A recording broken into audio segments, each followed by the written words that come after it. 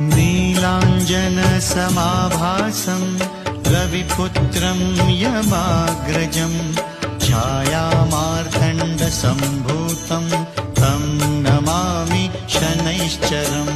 नीलाञ्जनसमाभासं रविपुत्रं यमाग्रजं छायामार्तण्डसम्भूतं तं नमामि शनैश्चरम्। नीलाञ्जनसमाभासं रविपुत्रं यमाग्रजं छायामार्तण्डसम्भूतं तं नमामि शनैश्चरम्। नीलाञ्जन